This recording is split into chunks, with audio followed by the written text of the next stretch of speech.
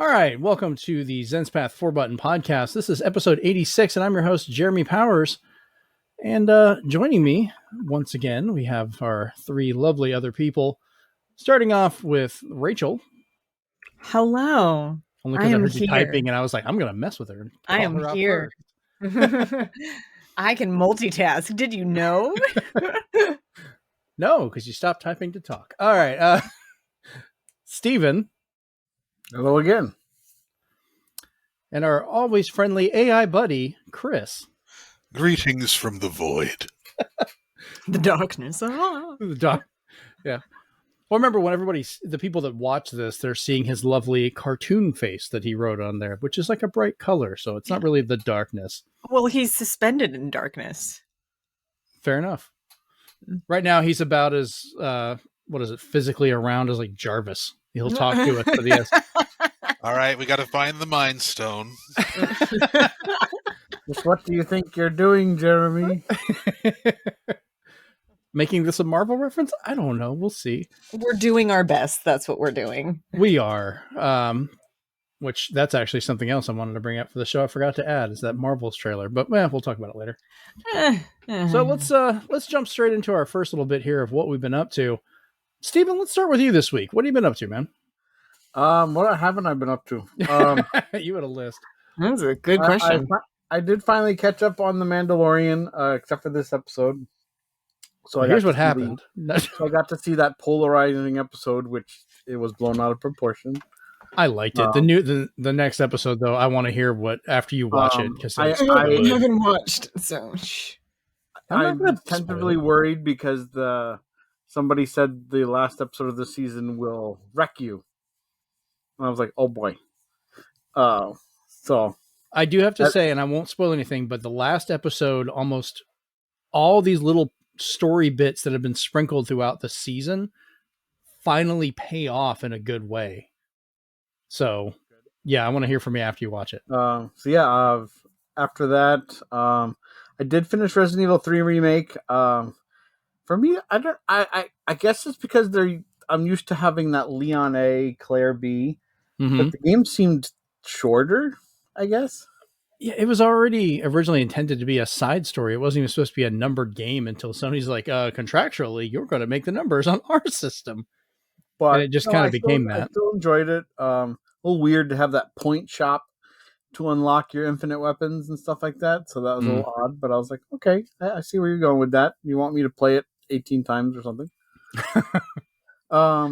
I say get your longevity out of it. I was tinkering with my Steam Deck again because Final Fight LNS Ultimate got an update, which the easiest way to describe it is if Capcom beat 'em ups and Smash Brothers came together, that's what it would be. It's every beat 'em up in one game.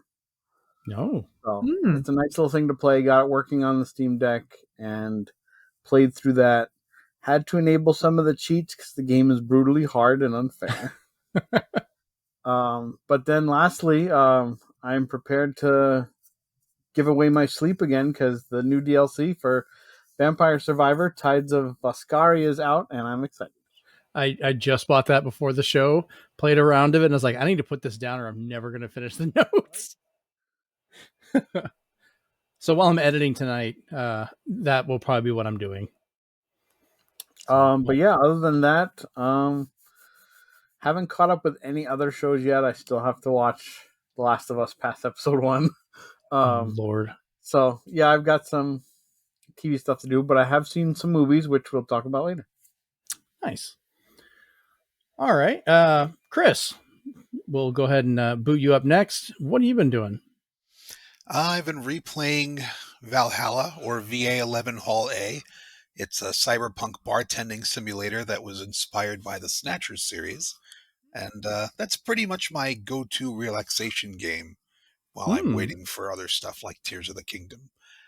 I also got into Bug Fables, which a friend had gifted me a long time ago. It's basically an off-brand Paper Mario, but very fun. Off-brand Paper Mario, I love that. Off-brand Paper Mario, I like it. Well, they tried to get as close to the formula as possible. They've got cute 2D sprites. You've got timed action stuff, and it has the same humor. It even has medals and badges. So that was their answer to No More Thousand Year Door. They made it themselves. I want Paper Mario. We have Paper Mario at home.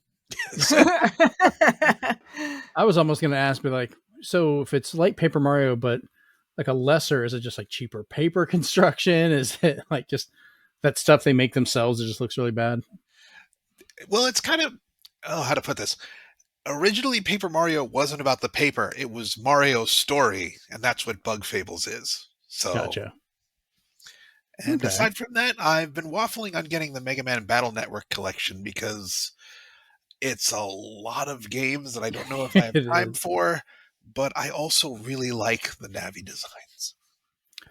I've been debating on that one as well. Like I went in today and thought about it. And they're like, yeah, we didn't get any extras. We're sold out of it.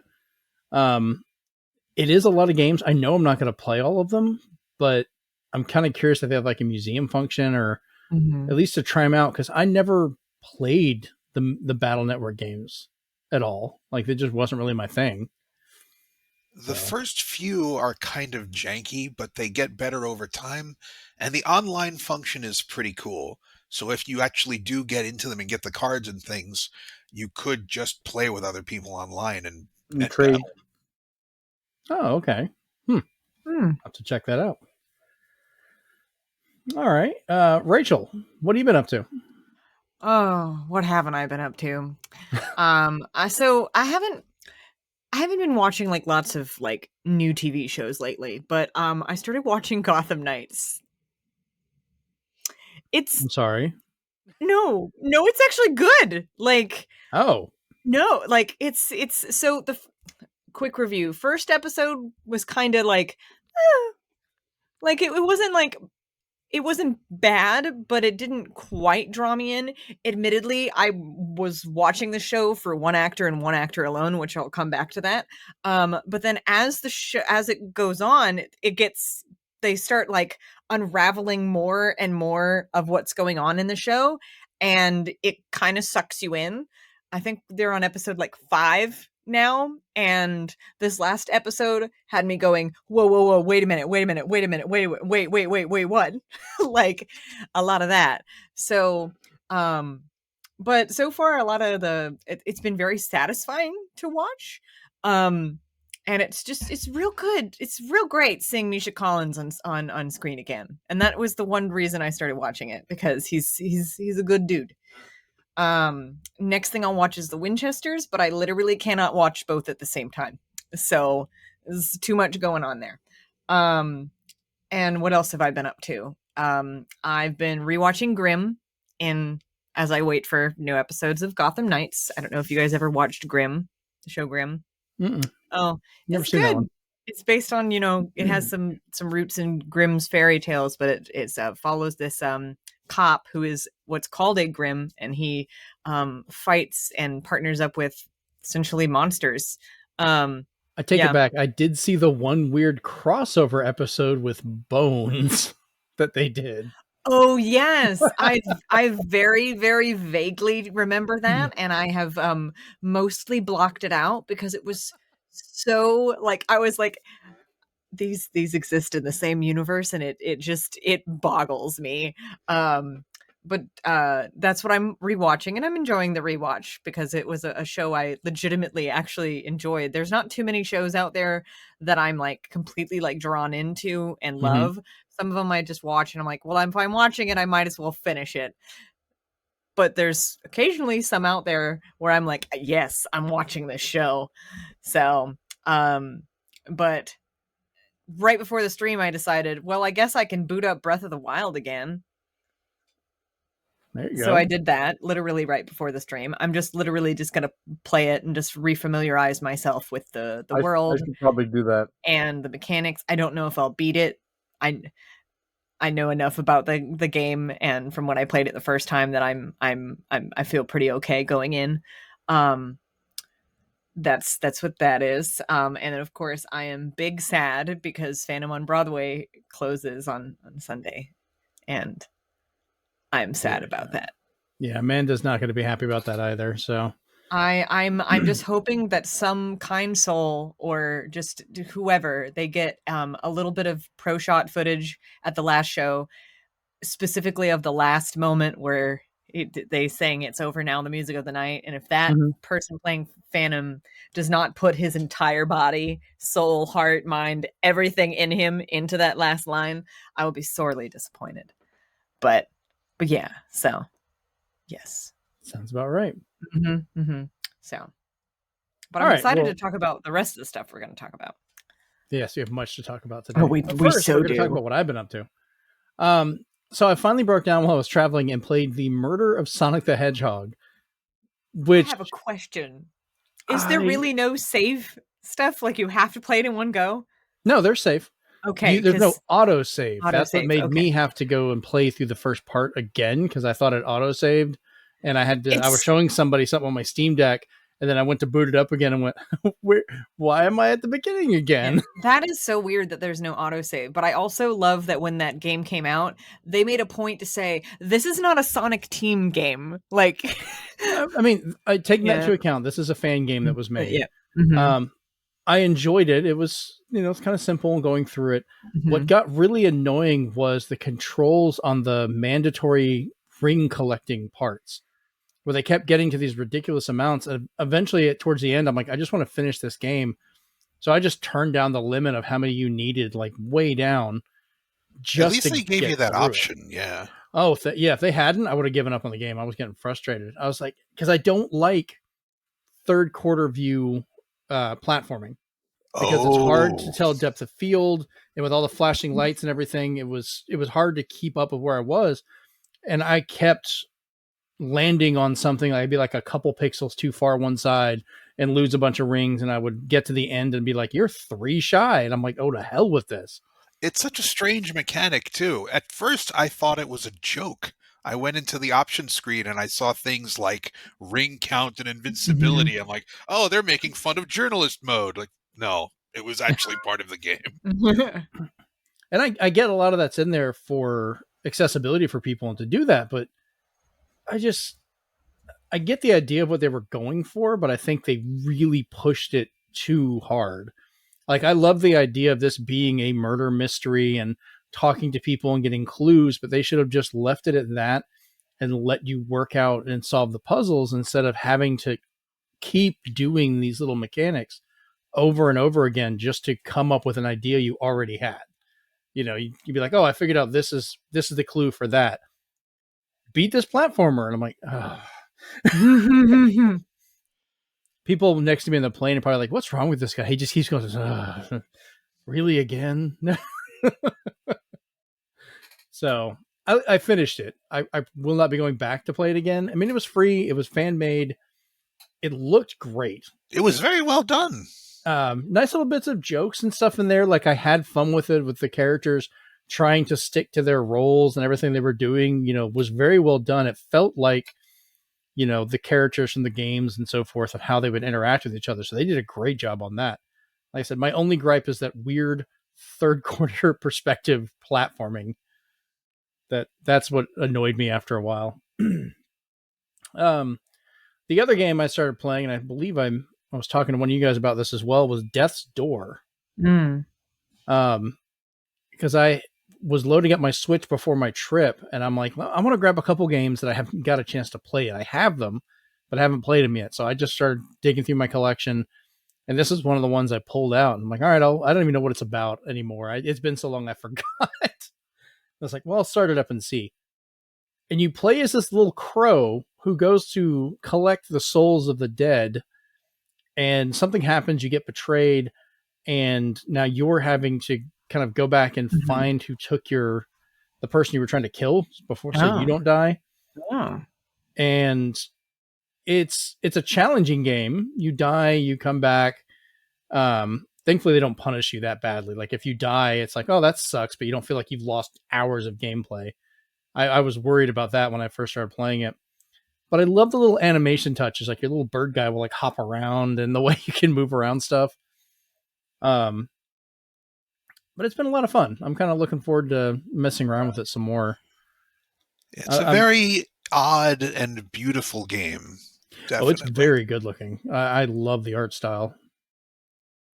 And then TV wise, I've been still working on watching through Lucifer finally. I think I'm like 3 or 4 seasons in at this point, just trying to get through it. I know I've been told it gets pretty bad later on. I'm like, I'm going to see it through to the end. It happens. Lucifer? Yeah.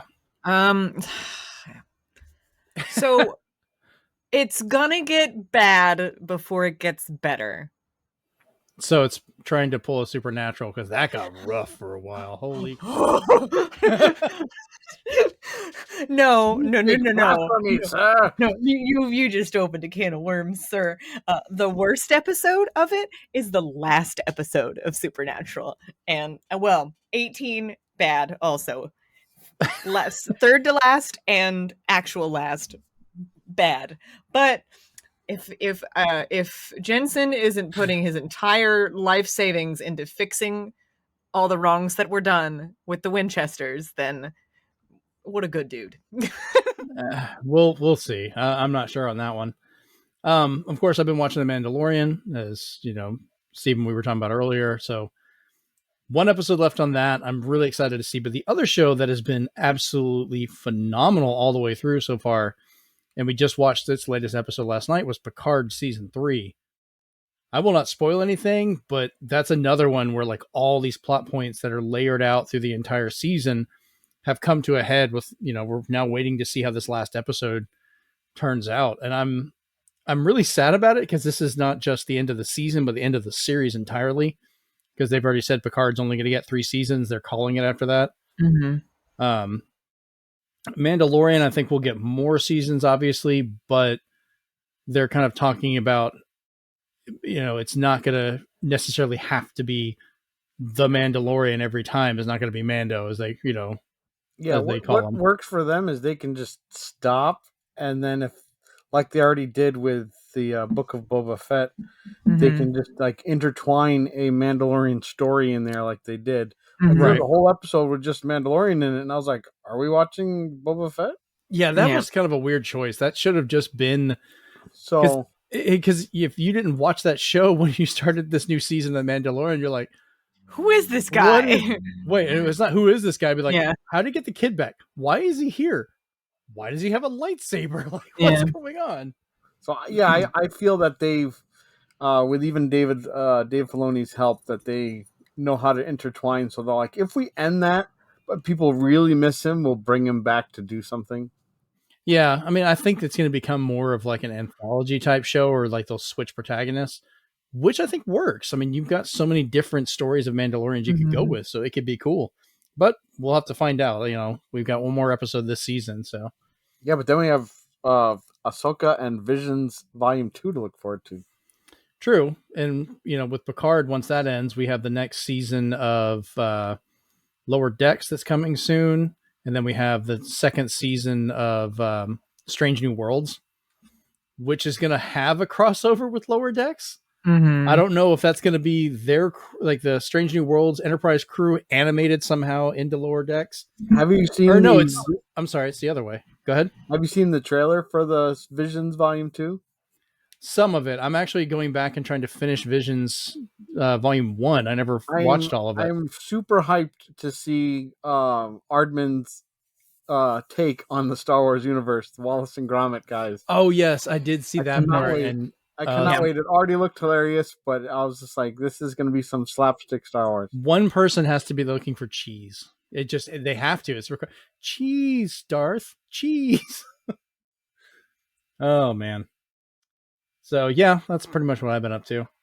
So, we're going to go ahead and jump into the news because we have a bunch of stuff to talk about. And then we're just going to jump around everything and drive Rachel mad and skip over everything she wants to talk about. So that's our show. So to start us off, we talked about on the last episode about E3 pretty much dying. Like, it's been canceled for this year.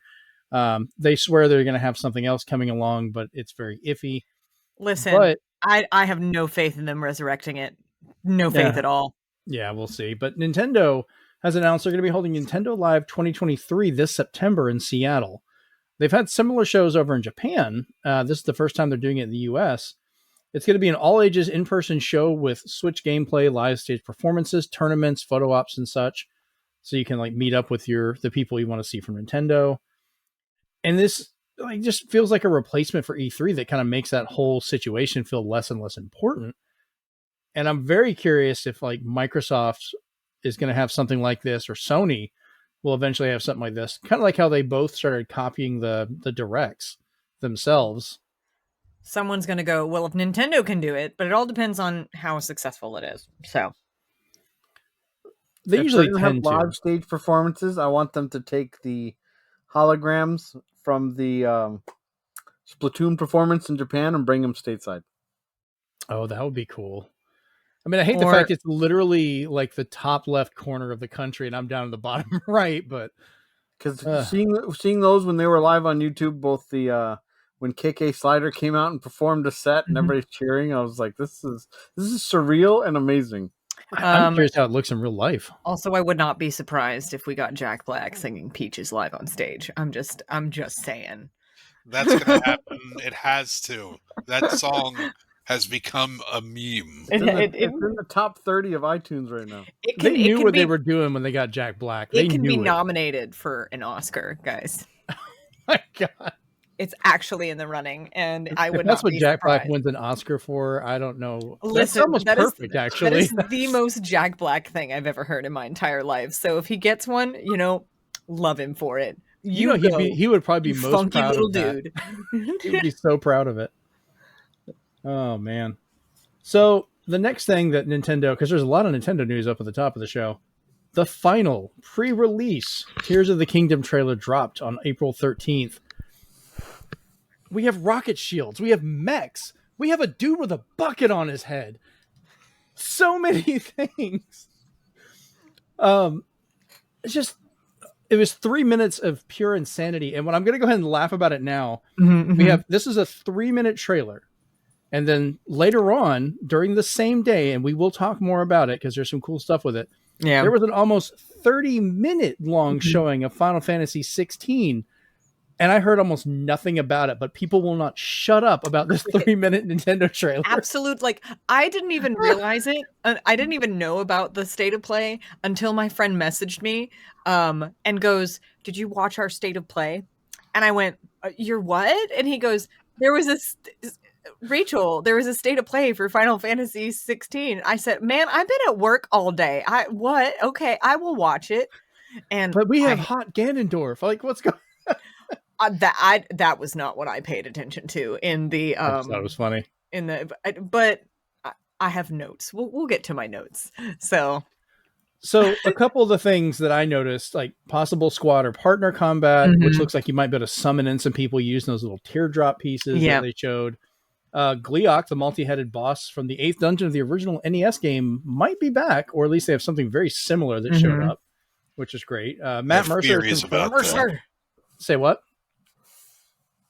Oh, I have theories about that, but we'll get to that later. Okay. Matt Mercer is confirmed to be the voice of Ganondorf, which is kind of cool. I think he sounded good for the role. It sounded really proper. Good. Yeah. And then before we let Rachel lose her mind, Chris, Steven, do you guys have anything you want to add to this? Talk about it? I'm going to be coupled with the other fans of Zelda.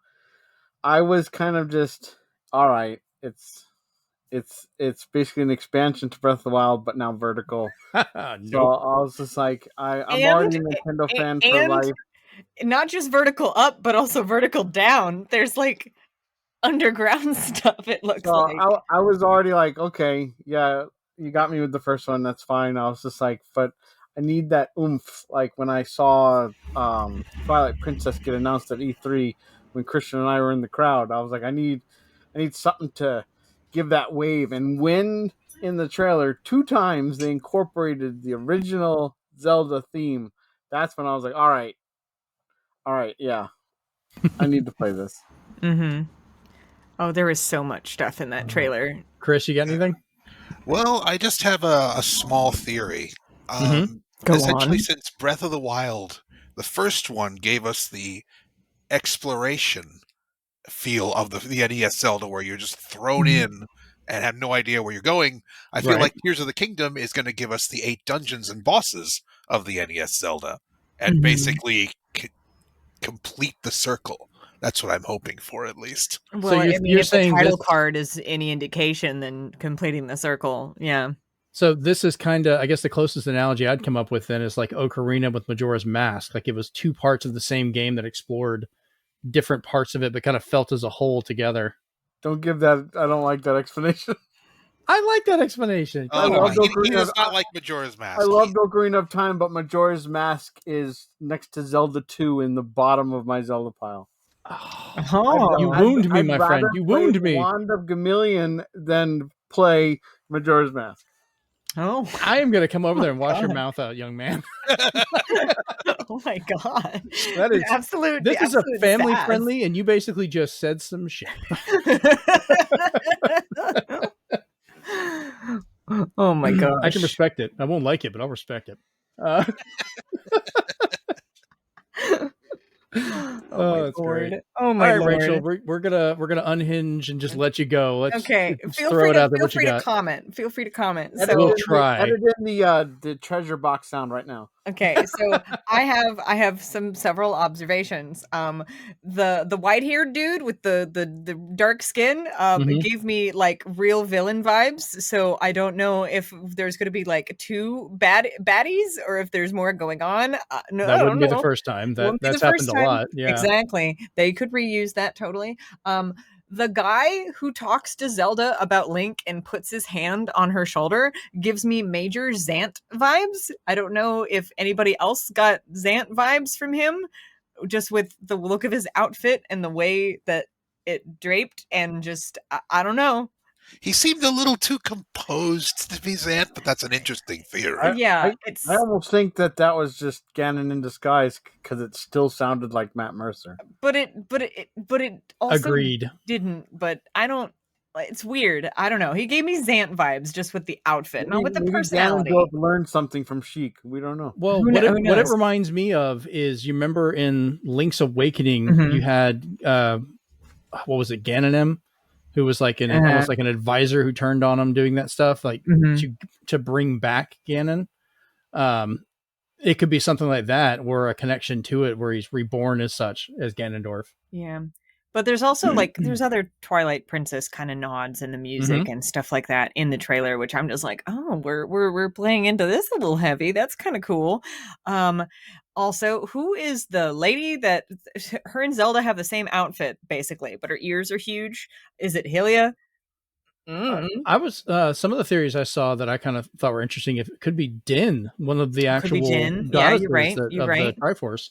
Or she could just be some kind of important Zonai person, since the Zonai are kind of dressed like that. In theory. Also, the biggest thing, other than the jazzy music with Eastern like vibes to it, was Sidon wearing, or however it's pronounced, I don't even know anymore. Wearing the crown. Fish guy. Our favorite fish man, wearing the crown. Did Dorephan die? Is he king now? I don't know. That's an interesting question. How far ahead in the future is this game? I don't know. Like that was the thing that like I had to pause it and rewind it and like look, and I go, because in one part, when you see him in the first time that you see him on screen, he's not wearing the crown. The next time you see him, when he's doing that rush thing and the background is darker, he has Dorephan's crown on, and I'm sitting here like, my man became king. What year is it? I kind of have a theory about that. Okay. So if it looks like about a decade has passed, give or take, given like the ages of some of the characters, the rebuilding of what's been going on and stuff like that. But some of the characters they've shown fighting with Link, including Sidon. I've always said kind of Sidon like Poseidon. That's how I've always done it. I don't know. Probably there's all kinds of like different pronunciations. Let's just say I'm fairly sure I'm wrong. But anyways, but I'm American. I'm going to stick with it. But when they show him fighting with Link, I think you're going to use these little tears to summon people in somehow, which I think is why the lady you were talking about earlier, the same clothes as Zelda, had a similar yellow tear shape as her. So I'm wondering if that's either a transformation or a summoning of her in some way. Like they can bring him in temporarily. Because whenever Sidon's fighting, he doesn't have the crown on, but he had that energy around him. Yeah. So something was going on with that. It wouldn't surprise me though, like if given the time he has eventually become king, you see, I can't remember the lady's name, but she's the one that had the lightning. Her sister was or not her sister, I think it was her mom. Was one of the original ones that had the lightning. I'm bad with names, and I'm really bad with fake names. Not Urbosa, but the other lady. I don't remember her name right now. Was it Riju? Say what? Riju, yeah. Riju. No, Riju, yes, maybe. Yeah, she looks about 10 years older. She's got the shorter hair and stuff going on with that as well. Yeah. So that's kind of my guess on the timeline. And there's the Rito kid as well. The white feathered one. Yep. Oh yeah. Yeah. That one kind of confused me because there was another Rito that was supposed to be the the main character. So I'm wondering what happened to that one. Like, is this his kid? Did he die? Like, I don't know. Well, they could just be captured. I mean, we are talking Ganon, so that's true. I think some people were talking about maybe we're getting the 7 sages again, or that's what they're kind of doing this with. I have no idea. We have less than a month. I want this game now. I'm going to throw out this PSA probably every podcast, but after the trailer, you should probably not look for more stuff. Otherwise, your algorithm will betray you when it's important. Yep, yes. And we will cover part of that here right after this as to why that would be bad to get issues. Good lead in. So we'll go ahead and finish this out real quick, and we'll move on to that. Anybody else have any final thoughts on this other than I want this game now? I'm excited for it, and I'm sure that there's more in the trailer that like I was I got down all my notes, but like there was probably more that I missed in there because I was just like, okay, what really sticks out at me? So every time I've watched it, I find something new. 3 versions of this game. and I might buy some of them from you. I'm not the least bit surprised. So for the merch. Yeah, for the merch. All of that work for a fork and a spoon. With Zelda on it. Which is great. It's very important. Will cooking be back in this game? That's a question. I think so, because we've seen the cooking spots in a couple of the trailers. So I'm fairly certain that's coming back. If our weapons can still break, then we can still cook mistakes. Yeah. Now you can just then put that on an arrow and shoot at somebody. I want to know what happens when you put that horrible stew you can make if you really mess up.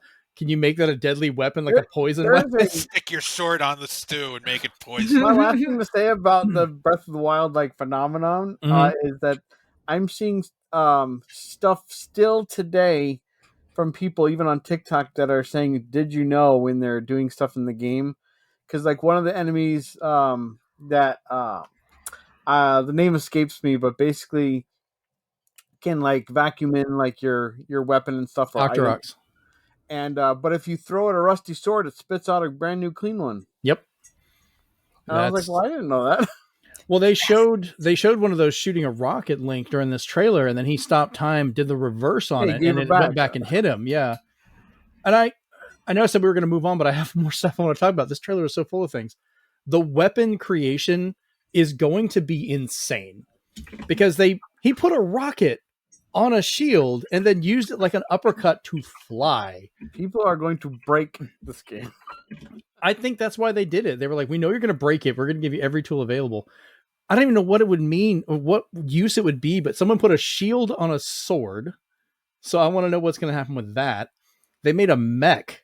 Like they made a rolling arms with a cannon mech that's going after one of the big rock giants. Nintendo doesn't mind if you break their games, just don't leak their games. Don't leak, don't pirate. Break them all you want, though. So, speaking of leaks, let's move on to our next bit. Nintendo has subpoenaed Discord to find the identity of the user that leaked the Legend of Zelda Tears of the Kingdom art book earlier this year. This is part of why Steven was given that every time lovely warning about looking stuff up, because people are, let's be honest, being dicks about it and trying to spoil this game for people on purpose.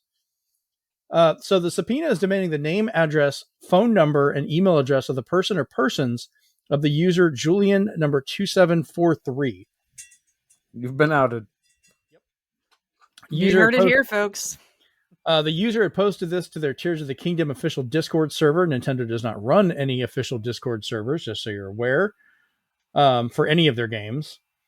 Nintendo requested that copyrighted material be removed on February 21st, then for the whole server to be removed the following day.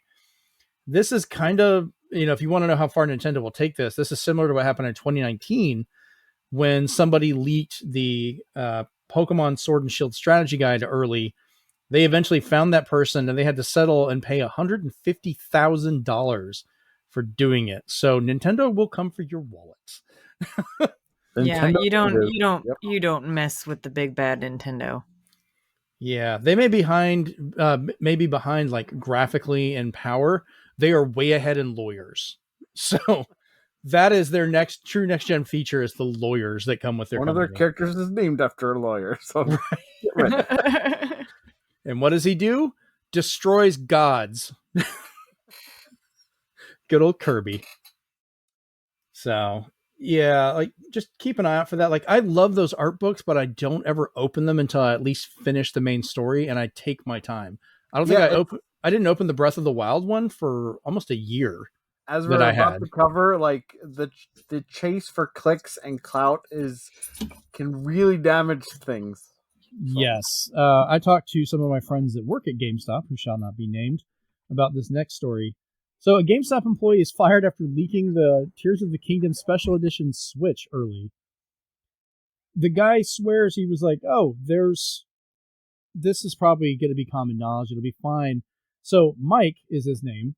He shared a photo of the company's inventory database that showed a picture of the upcoming and then yet unannounced Special Edition OLED system back in December. Nintendo traced back the leak to the individual's Reddit account, then asked GameStop to fire him as he had leaked out an NDA piece of information. And Nintendo waited 2 weeks after the unveiling of the actual system to finally do all this, because they didn't want to have the legal issue. Probably, that would leak it as well once they confirm it. I don't know how much of this part is true. Apparently, the report that was on Kotaku, they spoke with one of his other employees, and they said apparently Mike's manager told him during his firing, quote, "This is your favorite company, and now they hate you." That hurts. That's like the worst thing to hear. They're not mad; they're disappointed. Oh my gosh. Oh man. Also, first off, why would you be that stupid? People be dumb. Like, it's one thing if it's a big poster you're going to be putting up next week, but when according to the article, it's in the inventory database, proprietary, do not leak confidential type stuff that's on the computer screen that you're reading as an employee. You're like, oh, well, that's out in the wild. No, it's not. Yeah. If it's nobody else definitely can not. see it. Coming from somebody who every day is looking at stuff that I'm not allowed to talk about. You just don't. Coming from the fact, Rachel, you and I both worked at GameStop. We had access to this stuff and knew. Even doing the show, I was like, I'm not saying a damn thing. I'm not even going to risk it. Yep. And also, like, when we were doing the other show and there was stuff that we knew and we were like, when things got brought up, you and I would just kind of look at each other. We're like, all right, Caleb, talk amongst yourself. We'll be over here. We'll be over here. Quietly remembering our NDAs. Exactly. I am very glad I don't have to worry about that anymore. Nothing better than signing a blanket NDA at the very start of your job. Yeah, all of my NDAs now, nothing to do with gaming, so I'm good. Oh it's man, mostly about mine's a blanket one. I know many things that I cannot. Yours will come to destroy your life. I do not envy you on that one, Rachel. It's all right. Surprised you have the guts to still do shows. Well, that's why I'm very careful. Yeah. So, Rachel, we know how this is going to go, so we're just going to let you handle this next story because everybody sit back. Okay. everybody Okay. settle in, get No. comfortable, Okay. everybody Okay. just So relax. no. You're gonna go through the list, and I'm gonna commentate on certain things, and then I'll go through all my stuff because there's certain things that I have to that yeah. So I'm gonna pepper in my notes that I made while I'm We're going gonna through we're this. gonna we're and gonna then, pepper in all of our notes is what's gonna happen. okay. Because So, this is gonna be like old times, Jeremy. oh no. Because it's just because she can't accept Final Fantasy VII is just boring. I know, So I'm okay with that. Oh, spirit. So Sony had a Final Fantasy 16 focused state of play on April 13th.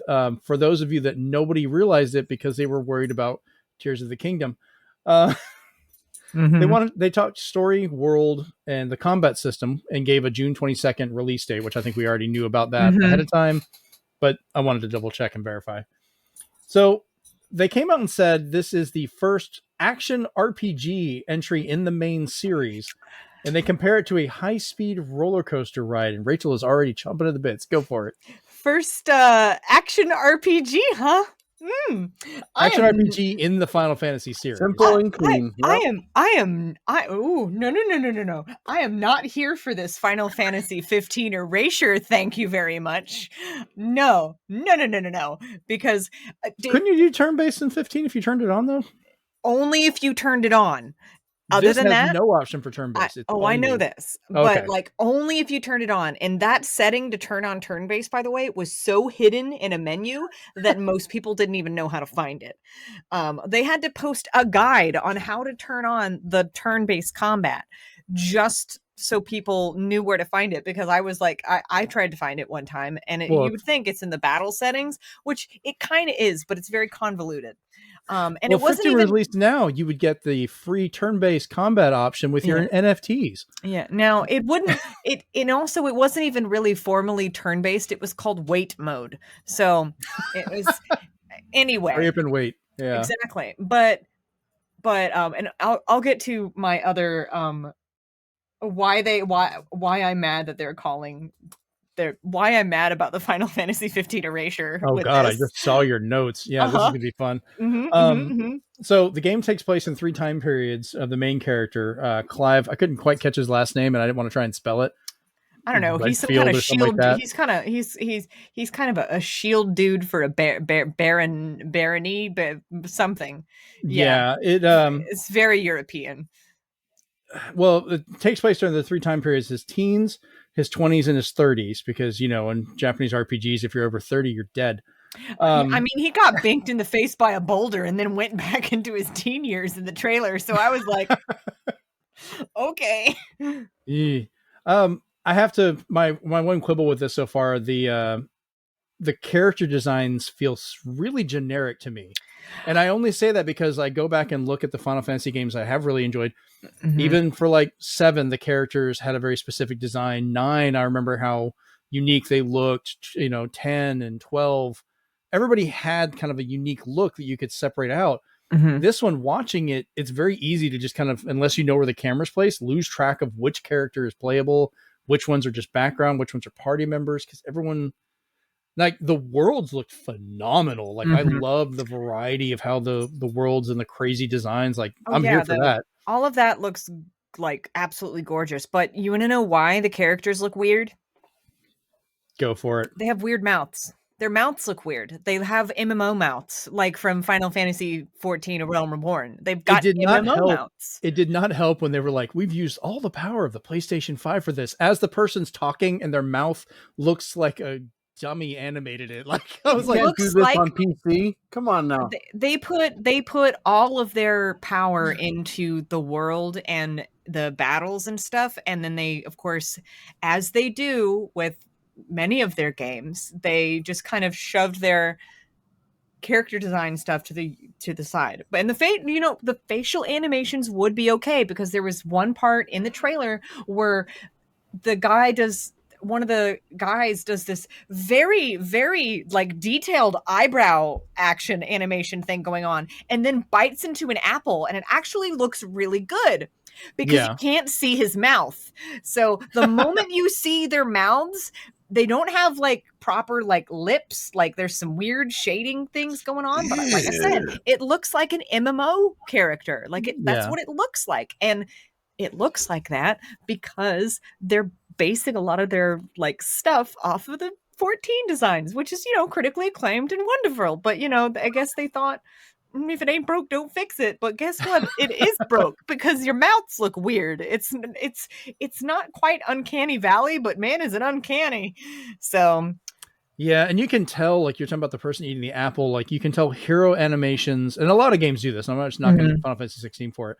You'll have the main characters that, they're animated well and they talk, it looks more appropriate. And I think a lot of that is here, but it's just when they mentioned that they had a not hero, like a side character you've run into, she starts talking and her mouth is all weird. And you're like, bad time to make that comment, man. You really should have swapped the scene. I will say the actual factual cutscenes do look pretty good. They don't have the weird as much of the weird mouthness.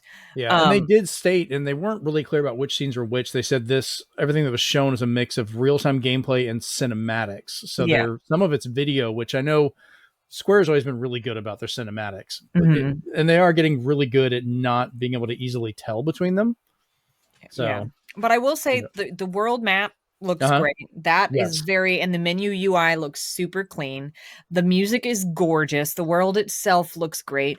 The combat is, action RPG, which I love. It's great. Say what? First of the series.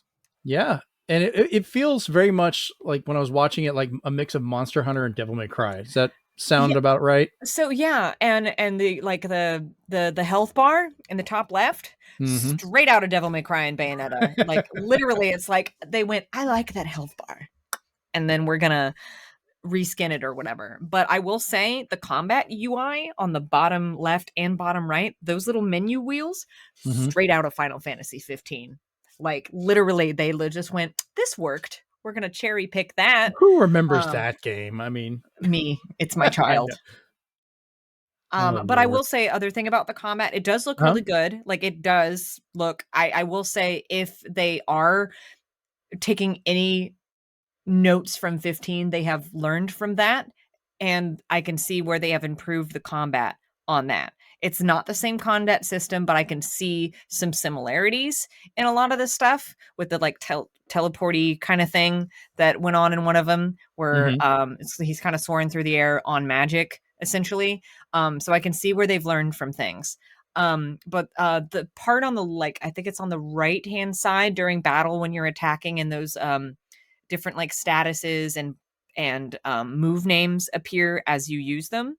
Right. That reminded me of Star Ocean.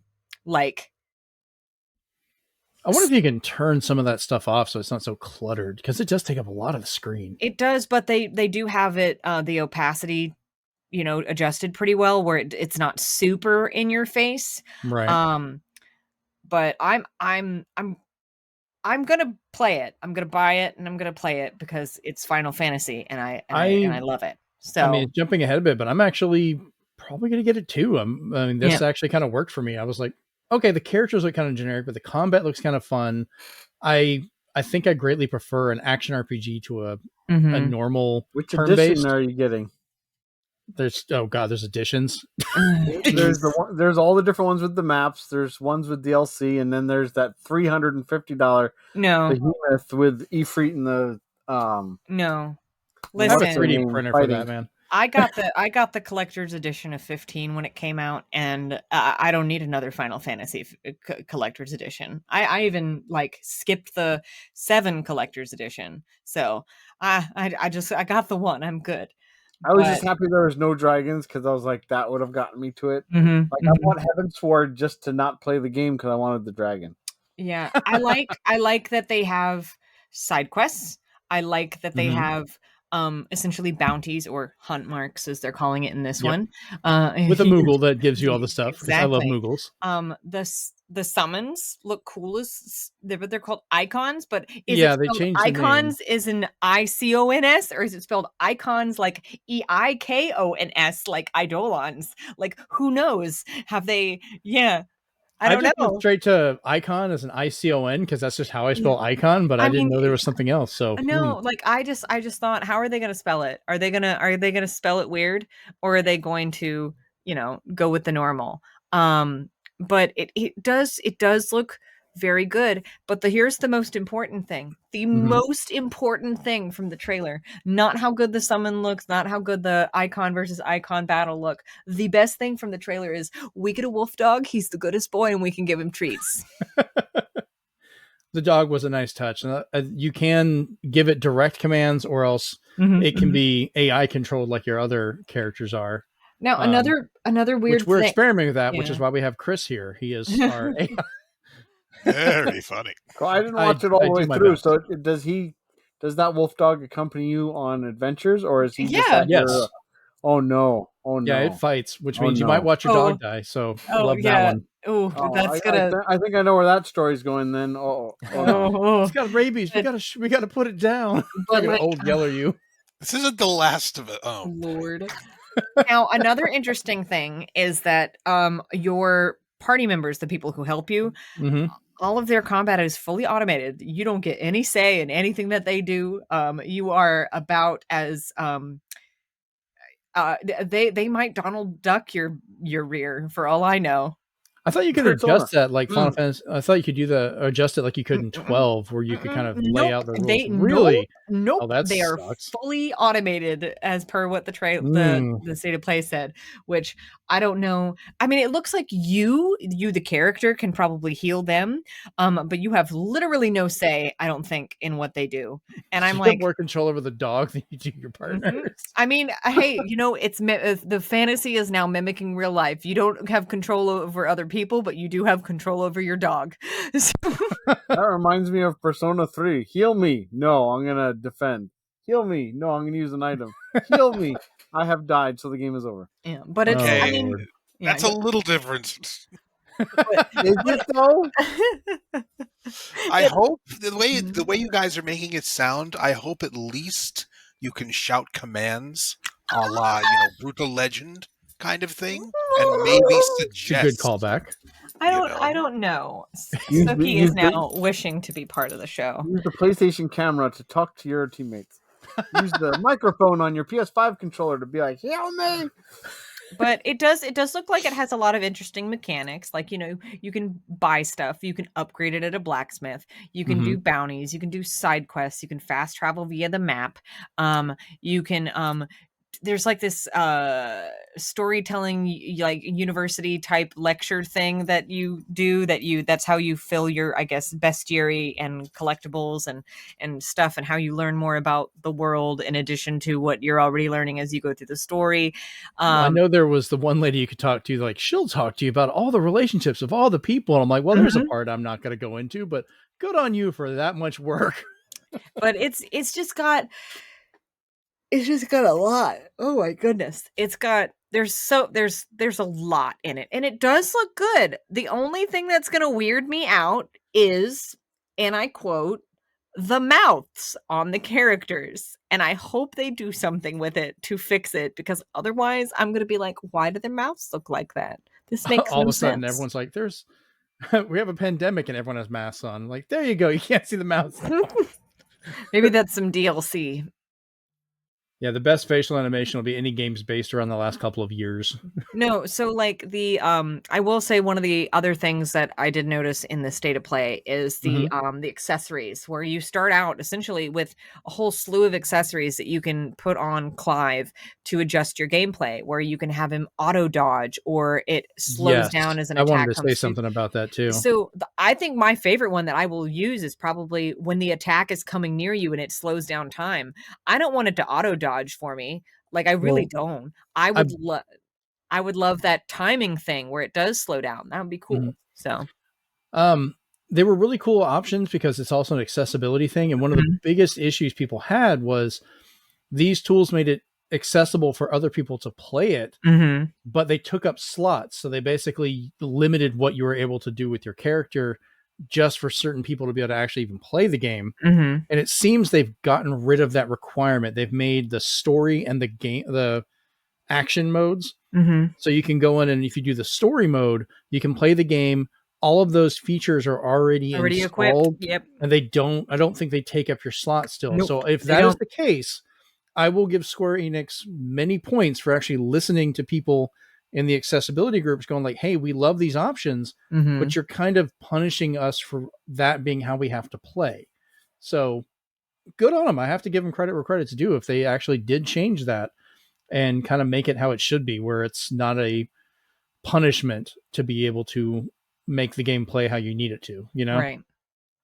But I am very, very excited for it. Like, it looks like I haven't been excited for a game in a while. And of course, Tears of the Kingdom and this is going to fill that void. I was like, we just heard you.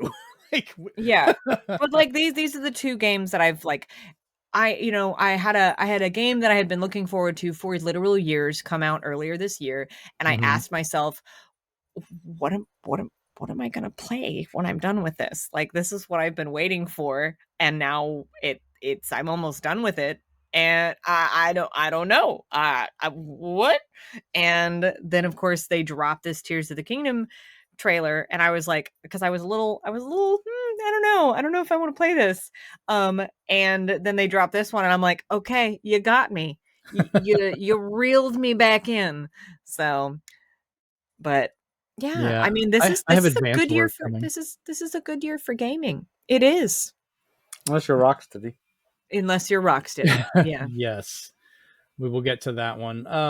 The last thing I want to ask you three, because I don't feel this was actually the showcase for the reason of it, but they made the claim, and I know Square loves to make wild claims for ridiculous reasons over the years. We could probably have a whole show just on those for fun, but they claimed that they could only be on PlayStation 5 because the combat system would not work on any other hardware, be it PC, Xbox, obviously the Switch, stuff like that. Does anything they've shown today, honest answer, feel like that kind of conveys what makes this so limited? Or do you think this is really just that was their excuse for, yeah, we got paid some money and we're keeping it right here for now? Yeah, it's basically using like a like a PR term, so to speak, to just be like, oh, this can't be done anywhere else. And the actual reasons is probably one, we know this team doesn't really develop for Xbox, Microsoft, or Nintendo. Like, we just handle porting duties to somebody else if they're going to make it for those systems. Which would be fair if that's what they said. Yeah, and I guess this is just Sony's way of saying, well, we're going to lose the acquisition debate, so we're probably just going to just try our best to be like, you can't do this anywhere else for now. Chris, you have any thoughts? I would love to have shown up with my personal rig and said, run it on this. I know you can. Rachel, do you have anything you want to add to this, or you just be like, nah?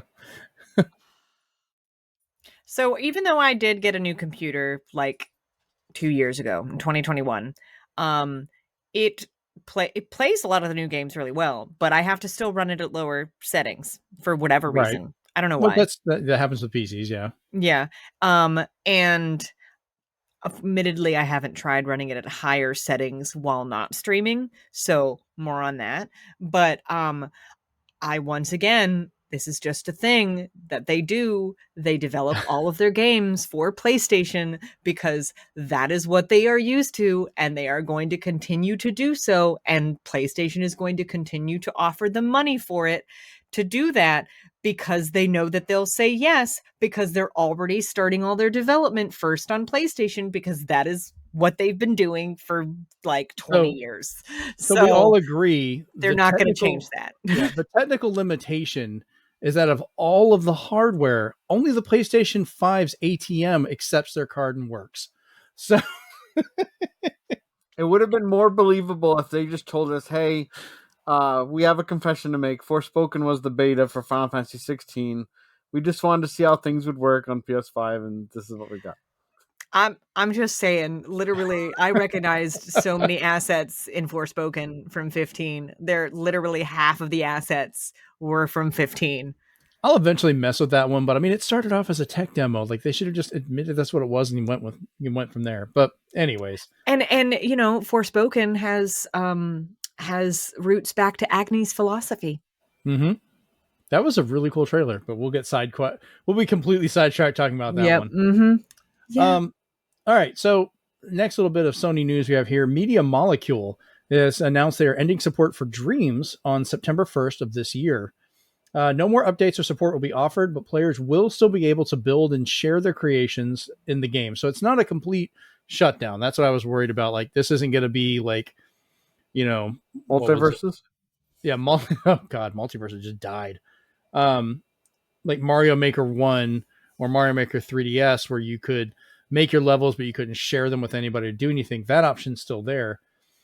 Media Molecule released a statement about it saying, quote, "We've made the difficult decision to discontinue live support for Dreams after September 1st, 2023, to shift our focus to an exciting new project." So they are working on something new. So I'm excited about that. You'll continue to be able to play, create, and share Dreams with others after September, but we won't be releasing any more updates to the game or limited events. We're incredibly proud of the work we've done in developing Dreams, and we are endlessly grateful to the community for their belief and continuous contributions since launch. So, not everything's going to run forever. We kind of knew this was going to end. The game has been incredibly impressive with some of the crap they pulled off. But I want to ask you guys also, have any of you tried creating anything in Dreams? Like, Rachel, do you have that one? Have you tried messing with it at all? I don't have Dreams. Oh, you should see a doctor about that. It's so incredibly depressing.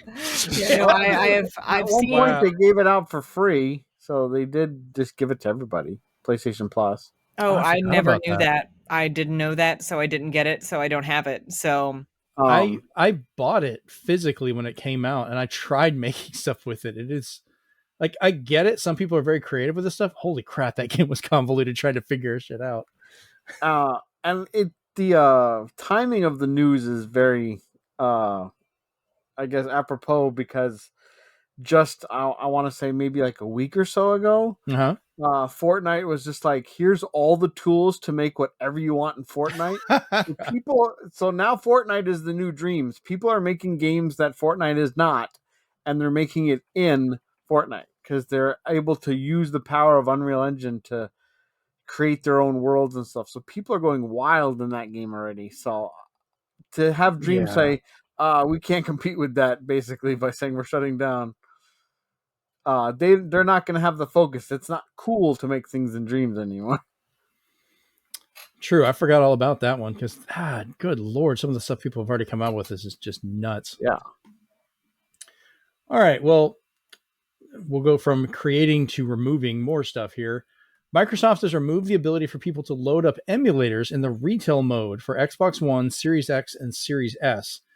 And I wanted to look into this one some because I do run emulators on my Series S, actually a lot, because it's a good little machine for that. So no clear response has been given for the reasons for this, but it's believed it could be a move to prevent other platform holders who had still copyrighted material being emulated from coming after them, like Sony and Nintendo, respectively. Emulation under developer mode is still perfectly allowed. It's a more restricted setup not everybody can get access to because it's a $20 one-time fee to get into that. It's like a developer mode for that. And then from there, you can go in and add, do emulators and stuff like that you can sideload from it. And it works. It works really well. It's just not as user-friendly or quite as quick as some people thought with retail mode. Now, the other thing is retail mode also, they had to kind of trick ways to get it to run on there, which I'm sure Microsoft was not happy about because they didn't want people just releasing retail titles because that opens up the gates for other stuff eventually. And that's probably part of why this got shut down as well. But a lot of people are kind of pissed about it. But I also... Probably the ones who own a Series S. Well, I mean, yeah, I like my Series S, but it was a cool feature. You can still do a developer mode, but yeah, I can kind of see why they did this. Like, it shouldn't really be a surprise. I kept thinking about buying that, and I was just like, I have a Steam Deck, and this seems a little wonky. It's not really even offered like through I guess, like through the proper channels of Microsoft saying, yeah, this is okay. It's just Right. people releasing apps saying, please download this one, please download that one. Because I think it's a lot of it's such a legal gray area. They may not want to be wandering into that. Like under developer mode, they can give you the access to these tools, and then it's off of them for what you do with it. Mm-hmm. But when you start getting retail mode, almost like it's an officially accessible thing outside of what Microsoft has a license to work with, that kind of brings up some questions. Chris, you got any thoughts on it? I can see them being careful about it, especially now with the Steam Deck basically almost bragging about how it can take Switch games that are out right now. Mm-hmm. So, Yeah. Microsoft is probably just trying to be a little more careful since they are in more direct competition with Sony and Nintendo. With a PC, that kind of thing is always going to be available. You have to have a fair bit of know-how, though. Mm-hmm. And usually console gamers can download certain things and not necessarily know everything they can do. So they might get something that might not work properly. You can claim it's for preservation on a PC. You can't claim it's for preservation on an Xbox. Yeah. It's true. I mean, how far off is an Xbox from a PC though for certain things? Like, but I mean, in the developer mode, we're gonna wait until a certain YouTuber buys every single game on the Xbox. Oh, boy. that was hilarious. Don't think he won't, though. Don't think he won't. I'm not even. Yeah, don't think he won't do that. I don't think the completionist wants to do that again. He's probably just like, no. I really don't think he does either, but don't think he won't. Good point. Rachel, anything on this one before we move on? Man, I don't play Xbox, but like, I get why The they sound would of do disgust that. in her voice. I mean, I'm not disgusted by it. I I play know. Sea of Thieves on my PC, and many of my friends play Sea of Thieves on their Xbox. Final That's the Fantasy only way. 15 is not on Xbox. And it's the only way that I could play Sea of Thieves with them. So at least I appreciate that. But I get why they're trying to do it. They're like, man, people be playing stuff, and we can make some money off this. So, yep. It's as a person once said, it's just good business. True. Let's talk about bad business now. Yep. So we're going to kind of get out of gaming for a little bit and go into more of the tech side of stuff with more Twitter BS that's been going on. This is kind of an interesting one I want to talk about, though. NPR has decided to step away from Twitter after Elon Musk marked their main account as government-funded media and limited how their news reporting is able to be seen and shared. So this label is used to show government-controlled media groups like ones in China and Russia, but NPR is not editorially controlled by the U.S. government.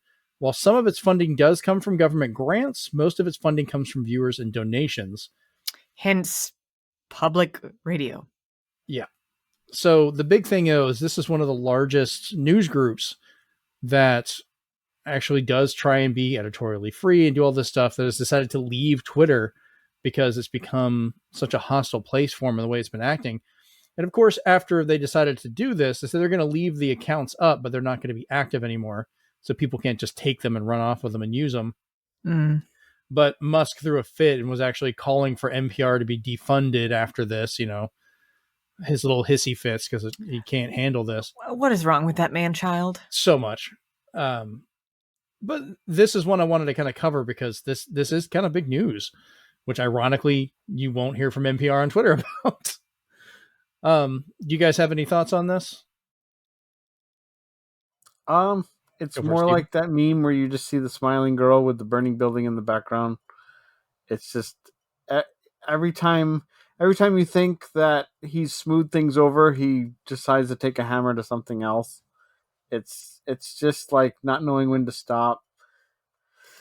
I still think he's doing it on purpose. It's unfortunate because like myself, there's a lot of people I get insider or just news from who are just like talking about stuff they've heard or not leaks per se, but just news they've heard. And I don't get that same kind of quickness I would get from any other social network. And I despise the types of feeds and stuff I get on Facebook. Yeah. Especially if you look at their videos, which are all like, yeah, it's like you're watching a horror movie half the time. But but yeah, this is what he likes to do. He basically goes to IKEA and he throws out the directions, and then he doesn't know what to do with what he's got. Yep, that is the most accurate description that I've ever heard in my entire life of what he does on a daily basis. Thank you for that. That was perfect. I legitimately loathe what he has done to Twitter. I have met a lot of great people on Twitter, and I can't stand the state it is in now. I still post some things and share some things and whatnot on Twitter, but it's just is very sad. And I'm like, he bought it and said, I want it to be a less controlled thing. And guess what? It is a more controlled thing now, more than it's ever been. Oh, it's pure chaos. Like he's moved the date again for whenever they're removing the check marks now. He wanted to move it to 420 because I guess he thought that was funny because this is a man-child for a lot of this stuff. That's literally what I was about to say. Once again, the man-child has struck. Are you really eating Fritos on an audio show? Maybe. Maybe. I just find it hilarious. I'm like, you know better. I was like messing with her. She'll yell at me about it later, probably. I'm kind of jealous. There's a lovely button on my microphone that's called the mute button. Does it work on Elon Musk? Man, I wish. Yeah. All right. Chris, you have any thoughts on this? Mostly that at this point, and I think a lot of us are feeling the same way, there's this strange kind of divide between having your button either on the send button or on the escape button. Just like at any point in time, we don't know when, we don't know how, Twitter is going to just take that final step and become more harm than good.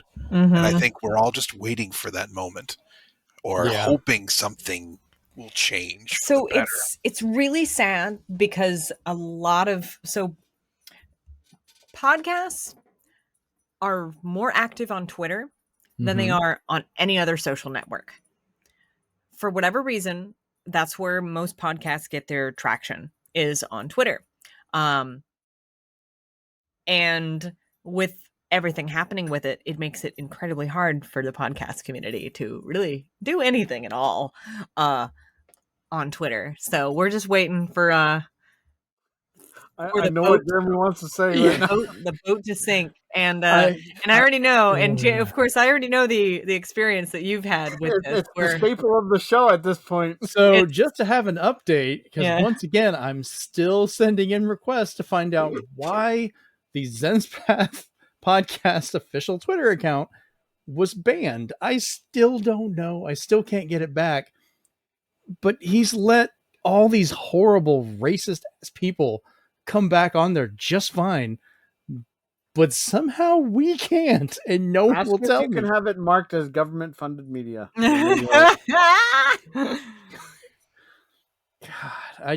and it kills me because it's on I had cards made, like I give out business cards, and that's one of the Twitter accounts it's on there. Thankfully I thought I hadn't put both, but I'm like, it's not a good look if they go look at Zenspath Pod. Or if they have a black line when you give out the card, Yeah, I'm not doing that either. If they look up Zenspath Pod and it says this account was suspended, they're like, what did he do? And I'm like, I didn't do anything. I existed on Twitter. What you should do is you should get all your business cards and staple another business card to it that says the story of what happened in very fine print. By the way, website and you listen to our podcast. How many days it's been that I have not had my Elon account. Musk hates us. Yeah. What join was that, the Chris? club. Yeah. Yours was blocked as well. Well, no, just in general, there's just Elon Musk is not making many friends, which is ironic because he owns making the many company kids. that makes That's what all the scares me. friends. Yeah. Well, it needs to stop being run by one person. This is the same thing that happened with Tommy Tallarico. At this point, I'm thinking they're the same person at this point. oh, I'm sure Tommy Tallarico probably made the music for Elon Musk. Is what he'll Oh say. my gosh. They have a lot of similarities. It's that kind of Gaming mentality that like the causes worst real Batman problems. It causes real problems for corporations and institutions in general. So we will see. Who knows? All right. Well, moving on to another confusing situation, which I just don't get this one. Disney has announced that Moana, mind you, the movie that only came out a couple of years ago, is getting a live action remake already. So in less than 10 years, they're already moving on from it. Dwayne Johnson will be starring in this, but no word on who will actually be playing Moana. So we know who he'll be. Come on. we know who he'll be. He'll be defeated, or whatever. Dwayne Johnson as Moana. Yeah, but they don't know who Moana is. That's the thing. That's not important. Which is weird because they've already announced the casting for the little girl and the sister for Lilo and Stitch live action. Oh my god, they're making that too. I can't even bring myself to care. Like, when you see it, they look perfect. When you see the Lilo and Stitch casting, they look perfect. Oh, I'm sure they do. Yeah, Lilo and Stitch has been a while for sure. That can be creatively done. Unknown to the acting world, so I was like, that's great. So my biggest worry is like the time gap between the Disney animated films and their live action remakes, which they have been just on an obsessed kick on, keeps getting shorter and shorter. And it feels like Disney is just trying desperately to recapture the magic of these films when they came out. I don't get it. Disney has always been a hit or miss kind of company. They basically throw everything at the wall, and when something sticks, they throw everything that's close to that. And they've had some real hits and misses lately. I know there are a lot of Star Wars fans that like what Disney has been doing, but they're starting to run out of steam, and they know it. So they need something else to fill the gap.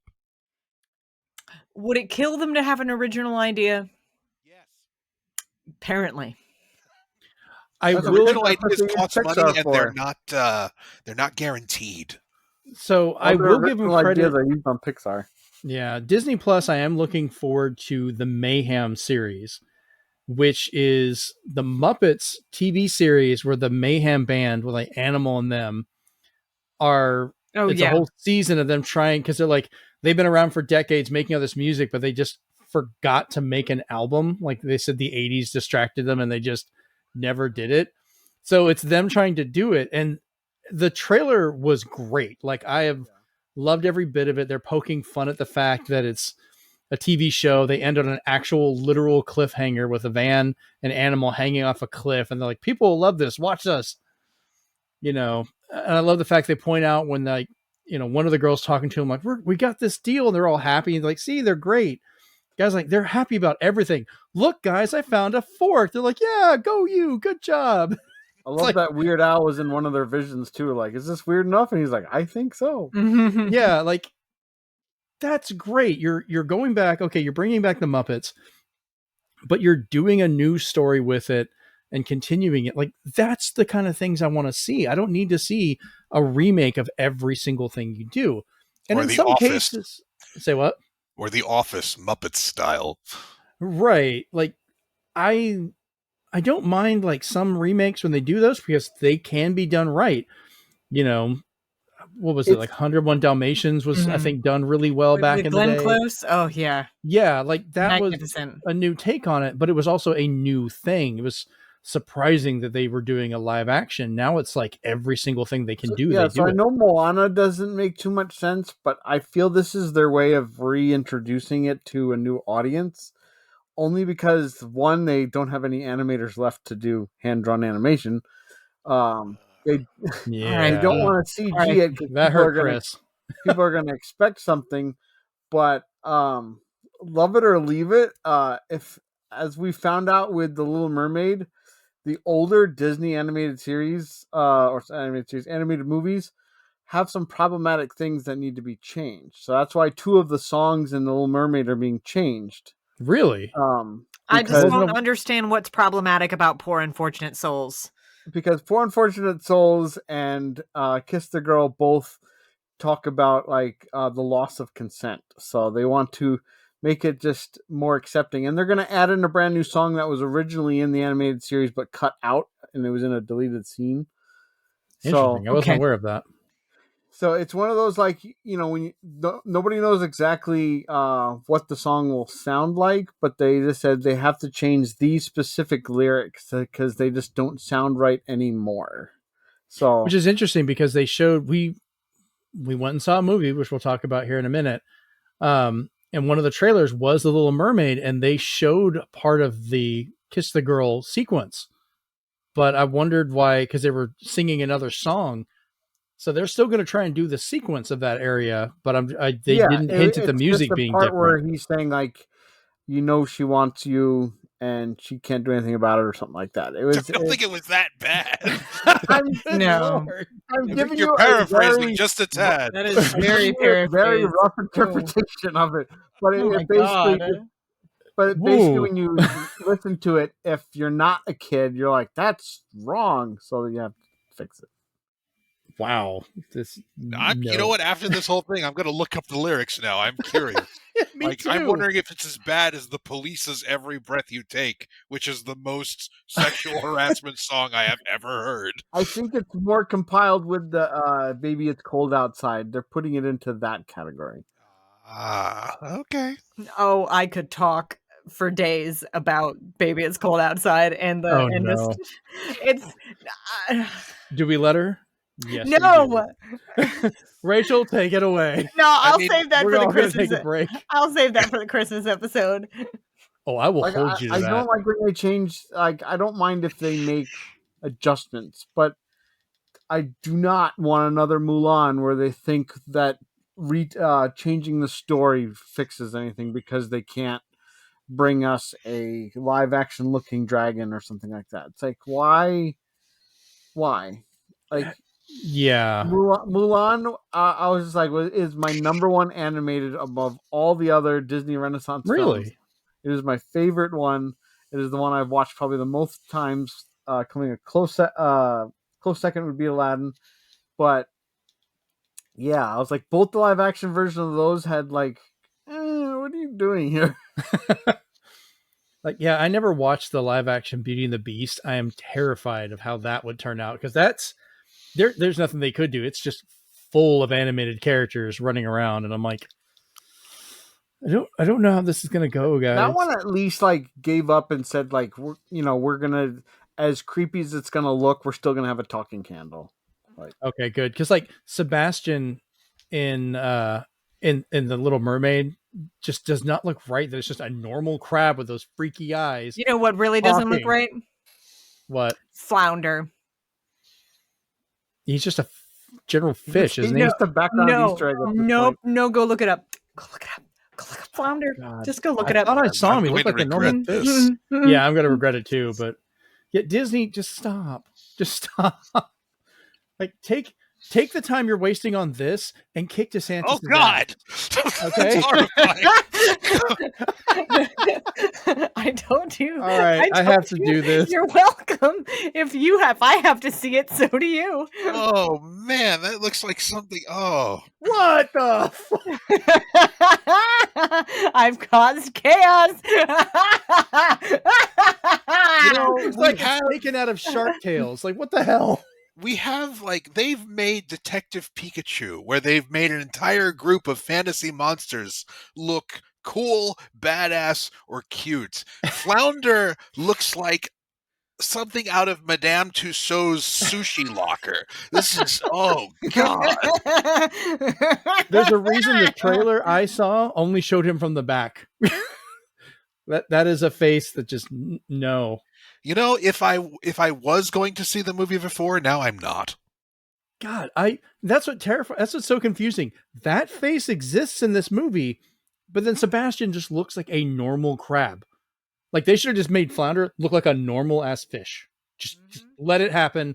Just let his mouth move like that. I don't care. Let him talk. Oh, by the way, it doesn't end there. Ariel has a song after she loses her voice. How? Is it an ASL? Is it in her head? Is it in her head? Is it sign language? You should look it up, but it's basically her thinking, and then her thinking is the song of her singing, even though she can't currently sing. I was like, why would you do that? It's in her head. I wish it would have stayed in Disney's. My goodness. Is anyone here going to watch that movie? I'm going to have to. Probably not. I'm going to stream it, but I'm not going to pay movie. I will Amanda wants to go see it in the theater, so help me, guys. I will not be watching it. Probably. I'm very. I will be enduring it. Will be very selective with my movies now. Yeah, I won't be watching it. I'll be enduring it. You tell us when you're going to go see it, and we'll all pop in the animated series and feel great while you watch the live action series. There'll probably be no show that week we'll ever cover. Commiserate me, guys. All right. So let's move away from that monstrosity. Rachel, never show us that stuff again. Like, that's just wrong. God, that was terrifying. I'm the causer of chaos. I'm halfway tempted to change the artwork for this episode alone just to be on her face. Oh, Jesus. All right. So Rocksteady Games has officially delayed Suicide Squad Kill the Justice League to February 2nd, 2024 from its original May 26, 2023 release, which is in just over a month from now. Now, they've already said this is not going to be like a massive change to the game. This is all just for refinement and stuff like that. A lot of people think 9 months, they're not going to have time to like remove all the microtransactions and all that crap they have. So I don't know what good this is going to be. Like, just it just still kills me that this is the final voice acting of Kevin Conroy as Batman, and it's this much of a wreck. We'll always have multiverses. Oh, wait. Did he voice Batman in that? Yes, he did. Damn it. I think this is a good trend, personally. I'd rather wait for a decent game or a fix than, just get something terrible that might be patched later. Right. Of course, no, I agree with that, but I'm wondering, like, in 9 months, could they really turn this around as much as what we saw? Like, how much do they have to change?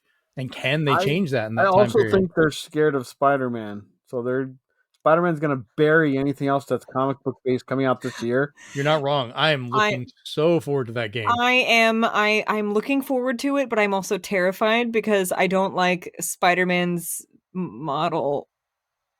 He has a mask on. But I like the original one, so I hope they okay. Maybe they'll work with Square Enix to work on the mouths. All right, Internet, listen to me here. I have a request. Let's get a mod of Spider-Man where instead of his mask, it's Flounder. Oh, no. No. Look what you've done. I hope you're proud of yourself. Why did you do this? Or make that face Venom's face in this game, since he's supposed to be in it. Like, have that mouth stretching out. It's in the cutscene. It's just Flounder's head talking. Oh, God. I'm putting that out in the world. Across the Flounderverse. Oh, God, no.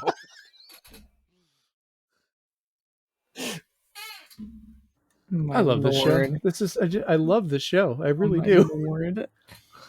So we're going to end on, actually, no, we're not going to end. We got one more little bit here. We have 2 bits of Super Mario Brothers news coming up. First thing, and this is one that I know Steven was excited about as well.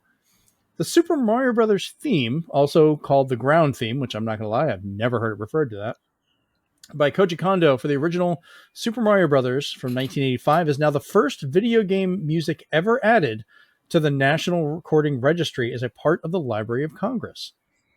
And they put out a statement about this. The registry explains, quote, perhaps the most recognizable video game theme in history, Koji Kondo's main motif for the 1985 Nintendo classic, Super Mario Brothers, helped establish the game's legendary status and prove that the 5-channel NES sound chip was capable of vast musical complexity and creativity. The game's main theme, or ground theme, is a jaunty Latin-influenced melody that provides the perfect accompaniment to Mario and Luigi's side-scrolling hijinks. Kondo's score laid the groundwork for an entire generation of chiptune musicians, and has been performed by orchestras around the globe, befitting its status as one of the most beloved compositions of the last 40 years. It kind of seems fitting to me. I mean, does anybody else have anything against it? Like, what do you guys think about this? I doubt anyone here would be against it, but Oh, hell no. I love that song. It's one of those things that, when people hum it, like Chris, I would catch humming Mario tunes all the time. It's just once you hear a few notes, people just know it. And for that to get into the vernacular of everybody, this was surprising because it was the first. Mm-hmm. You would have thought something like Corbainki from Tetris would have, maybe, but no. I think it's because it's considered the first instance of a memorable tune. Mm. I guess that would be kind of fitting. Yeah, because a lot of the songs that came prior to Super Mario Brothers were usually shorter, like little bits of music, not like an entire piece. It makes me wonder though, because I don't know if you guys have ever heard. It's actually a group called Sister Marion, and the song is called T Square. It's an instrumental, but it has a lot of similarities to the Super Mario ground theme, as it's going to be called here. Mm-hmm. But it's just far enough away that you're just like, it sounds like they may have borrowed from it to make this theme, the Mario theme, but you're not sure. It's kind of like if you also look up Robo's theme from Chrono Trigger matching Never Gonna Give You Up. So many similarities that you're just like, this can't be real, can it? And then when they're asked, they're like, no, we thought of this off the cuff. Well, I think in terms of Koji Kondo, he deliberately took from a 1980s pop album, a 1980s Japanese pop album. And in fact, semi-related tangentially, originally the Legend of Zelda theme was actually supposed to be Ravel's Bolero, which was supposed to have been public domain. Mm-hmm. But because it wasn't at the time and they didn't want to wait, they asked Koji Kondo to make something similar, which ended up being the Zelda theme. I could see the Zelda music eventually being added as well, especially that main theme, because I mean, it's still, even to this day, gets brought back. It was in the most recent trailer as well. Like every time that song starts kind of coming back in with the music somehow, it's always catches my attention. Yeah, that's always going to be the theme of the Legend of Zelda. They always sprinkle it in. They sprinkle it in the Wind Waker. Mm-hmm. They had it in Twilight Princess a little more emphatically. And now it's going to be in Tears of the Kingdom. I think it was even in Breath of the Wild as well. It was tied in. It was tied in. You would hear it while you were riding the horse, I think is when it would show up. Like it was kind of hidden in there during those times, which was like a fun little surprise. While you're riding the horse, you start hearing the tune kind of start playing in the background. Makes sense. Yeah, I thought it was a fitting time for it because you're kind of chilling and exploring. You want to hear that music and it kind of hypes you up. So, yeah, I definitely think the Zelda music will probably eventually be added. You're not wrong, though, Steven. I think Tetris probably would be added eventually because that game has unprecedented amount of history to it for a lot of stuff. Because that got in the Smithsonian, I thought it was one of the first ones. Yeah. And the true / not true story of Tetris on Apple Plus was amazing to watch. I need to just break down and get a free trial of that so I can watch it. I don't know when they're ever going to release it on a medium that I can get. Xbox gives you 3 months to watch stuff, and like my phone carrier was like, how about 6 months? And I was like, that's enough time for me to watch it. I can do that. Why not? Yeah. All right. Well, the last thing we're going to talk about today is, I finally went on. Oh, go for it. Oh, what's that cup and is that a popcorn bin? Yeah, I'm all out of popcorn though. Yeah, and I never got the bin. I finally saw the Super Mario Brothers movie. This released since the last show we did. 3 of the 4 of us have seen it, so we're going to try and stay spoiler free because Rachel has not had a chance to yet, and we do not want to ruin this movie for her. But spoiler alert: Mario, Luigi, and Bowser are in it. This Also, movie, man, have a heart. I knew that. Sorry, it's King Koopa, not Bowser. Whatever. So they've broken multiple records for this in its opening week. It's already the highest grossing opening for a video game movie. Not really surprised on that one. Highest grossing opening of an animated movie, beating the previous record, which I looked up. I know someone tried to correct me saying it's Frozen 2, but from what I saw, it was Incredibles 2 that had the largest opening weekend. Because I saw Frozen was at 347 or something, and then Mario at one point was 377. Okay. Yeah, it's. I know either one of them. It's beat both of them because it says it's beat all of them. Yeah, all we need to know is it beat all of the Disney movies. Yeah, that's all we need to know. All the Disney, all the other ones. This is the highest grossing opening of any of the Illumination movies. Also, not really surprised on that one.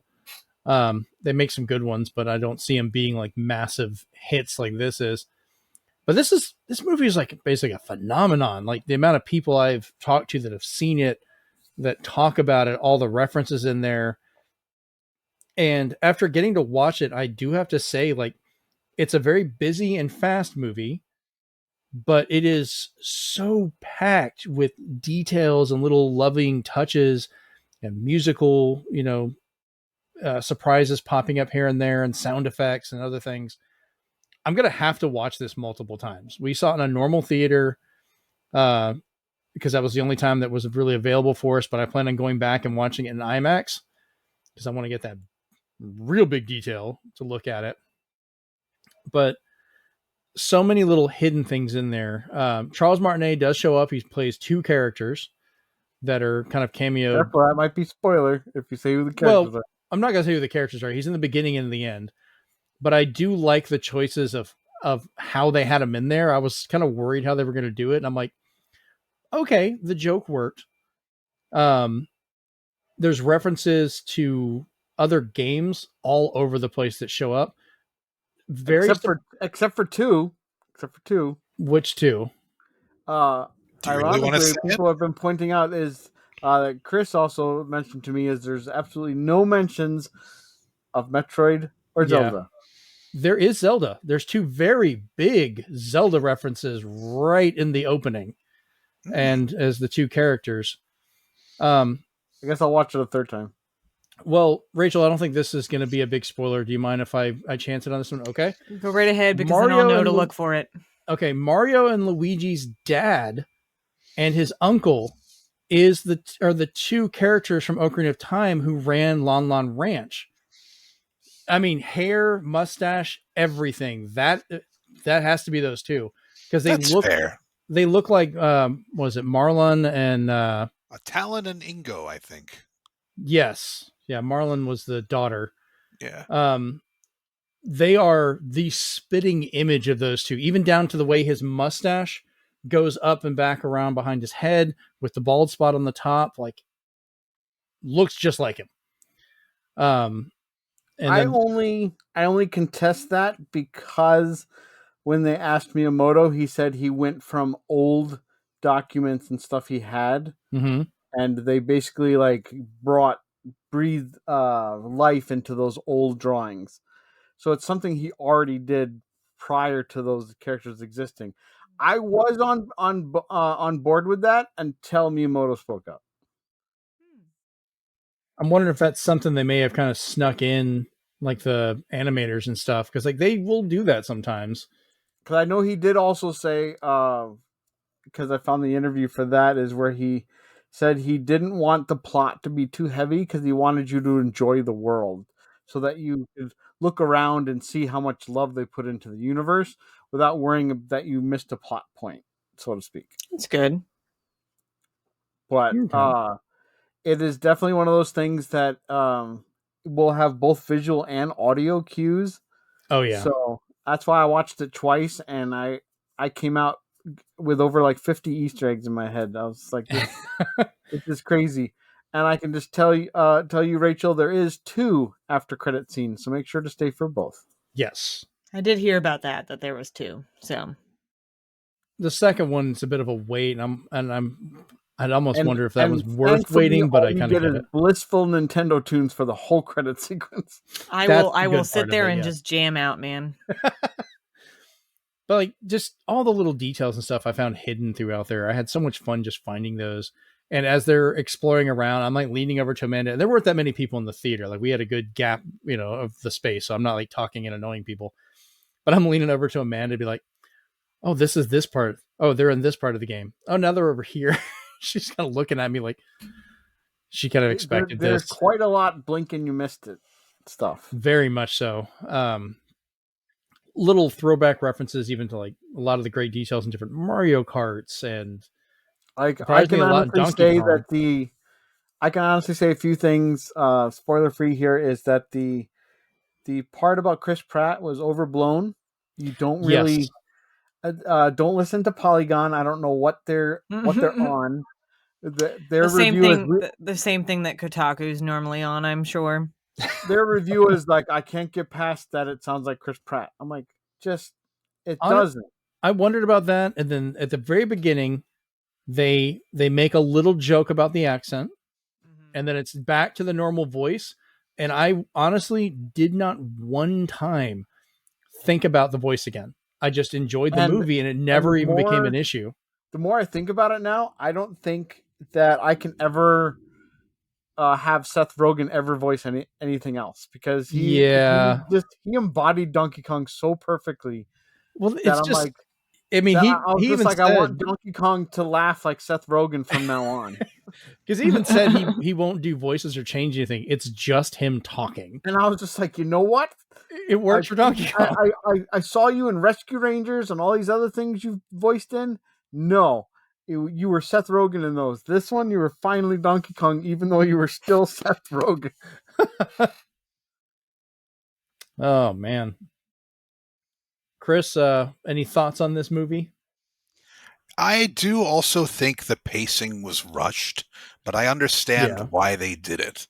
It really could have managed with another half hour of stuff, but Agreed. The fact that you think it's too short, it's better than thinking a movie is too long. So great.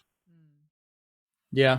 The only part I had to sit there and wait through was the last part of the credits, just waiting for that after credit. And that's for any movie when it just gets to where it's just names. Speaking of which, I did have one issue that's come up, and this was pointed out by some other Twitter people I talked to and a couple articles.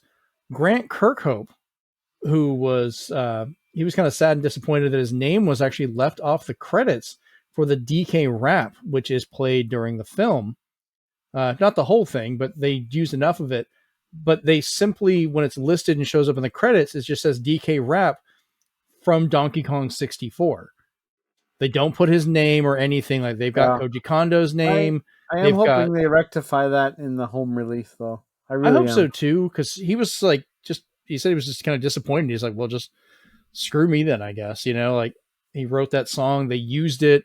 It was memorable for a lot of people, but I don't know why they didn't put his name. They even, during their press junkets, they had Seth Rogen like hear the whole song. Mm-hmm. So I was like, you're using all of the whole song. Yeah, I mean, that's the guy at least deserves credit. Like if they're going to use the song and he's like, he didn't want any money. He didn't care that they used it. He just wanted his name there because it's his work, Yeah, it is. Yeah. And what makes it worse is all the other music that they had listed. Because, every time they have the credits go up, they have the music section. And when that comes up, all these other bands and music and all the composers, everybody was there. His was the only one that just said from Donkey Kong 64 and named nobody. Like they just made it out of came out of nothing. That's like the only downside I really had. Do a live Q&A with Miyamoto and just ask him directly. Put him on the spot. What the Miyamoto? Come on.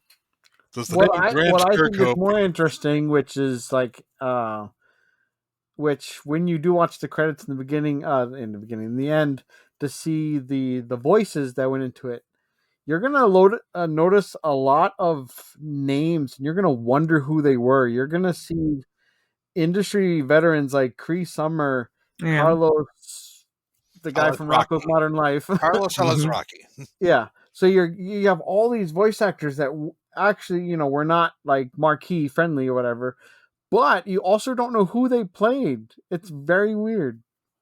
Yeah, I think voice work wise, I thought the movie was really good. There's only one character I did not like the voice choice, which was kind of weird because the guy that does it, I love the voices he usually does, but he just came off weird in this. And that would be Fred Armisen as Cranky Kong. He just that sounded seems to be the weird. consensus. Everybody I've talked to said that every voice was fine except Cranky's. It's like he tried to sound like what's his name from Wreck-It Ralph.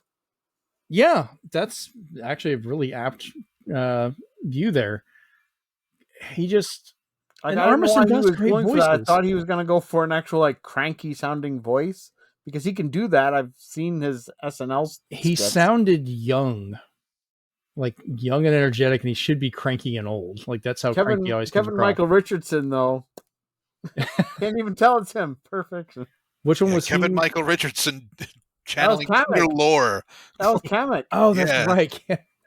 Oh, that Got whole this role was big great. 7 foot tall guy who's played like Shredder in the TMNT series, Right. and he's Kamek. I want to know who the small child is that plays the star.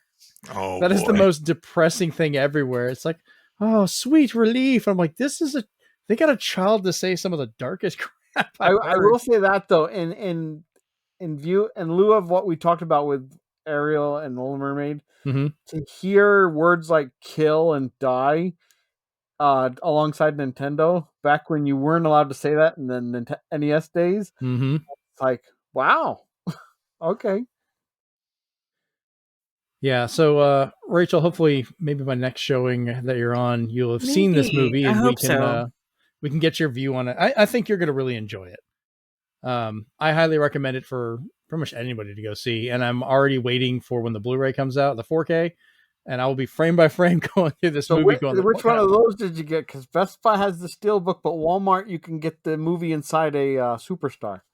I will probably try and get the Superstar. I guess I could try and get both, maybe 4K and a Blu-ray, but Well, they're both 4K. oh, They're okay. 4K gift sets. It's just that the Best Buy one keeps selling out because it's just a mushroom black Steelbook. Right. I'm not too worried about the Steelbook. I mean, if I can just get a normal release of the 4K, I would honestly be fine with that.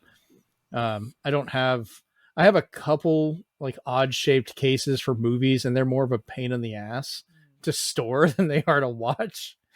Like I have the original Blu-ray release of Iron Man, but it's his helmet, and it's like this big awkward box where it opens up, and I'm like, I kind of just want to replace it with a normal Blu-ray. Like, stop being so weird in my case. So, all right. Well, I guess we will go ahead and wrap this show up. It's been a nice little bit of conversation here. But before we go, as we normally do, we will let you know where we can find you on the internet.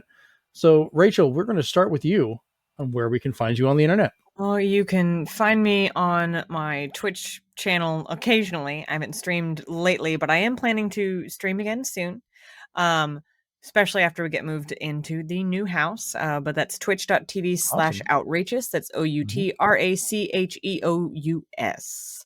And you can also find me on Instagram at outrageous, but there's an underscore between the out and the rageous. Yeah. So that's where you can find me. I've been really actually pretty active on my Instagram lately. So yeah. I need to get on mine again. All right. Steven, where can we find you on the internet? You can find me on the Burning Husk, also known as Twitter, at loading_time. I tend to lurk and just kind of throw my opinion here and there. It's usually when I either have something to add or I'm really passionate about a certain game. But you'll find me. All right. Chris, where can we find you on? I'm right behind you. But otherwise, on this podcast, that's pretty much it. You have like basically no internet presence because you're not a real person. You're just an AI. You're what Elon Musk fears. He's Chris the Bard. There you go. All right. And I've been your host, Jeremy Powers. You can find me on Twitter over at Zenspath, Zenspath. You can also find me on my Instagram over at instagram.com/ZenspathCom. You can watch the video version of this over at youtube.com/ZenspathCom. Or if you're watching this and want to listen to it, we're over at zenspath.libsyn, libsyn.com. Or you can find us on Apple Podcasts, Spotify, or pretty much anywhere you find your podcasts. We desperately are looking for people to give us reviews, share the show with people, just stuff to help us kind of grow on that for any of the formats. You know, drop us a thumbs up, follow us on YouTube, whatever. Draw fan art of Chris. Yeah. What do you think Chris looks like? Draw your picture. I should do a giveaway. Like, if I can actually get some good entries, I would probably give some games away. Oh my gosh. Christ. Please don't involve me in this. Oh, come on, Chris. You know you want to do it. Oh, Lordy. But if you do want to talk to us directly, you can go to our Discord server, which you can find at bit.ly/ZenspathDiscord. That's where all of us kind of lurk around on occasion, and you can just talk about the show or other crap with us, collecting all kinds of weird stuff. We're a small group, but lovable. All right, well, this has been episode 86 of the Zenspath 4-Button Podcast, and we're out. Peace. Later. Super day. Wah, wah, wah, wah, wah, wah.